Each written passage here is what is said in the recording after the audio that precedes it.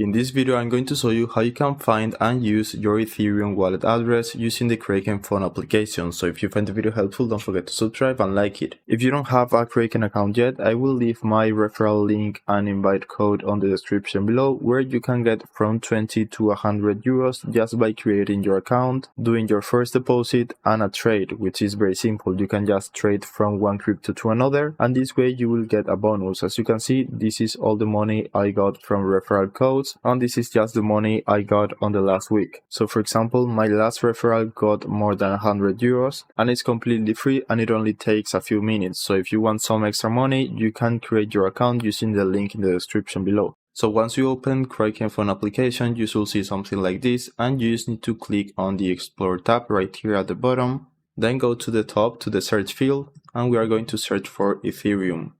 Now click Ethereum, and you should see the deposit button. So if you click there, you should see a lot of different networks. So just select the network you want to use. In my case, let's say it's the default Ethereum network. Click there.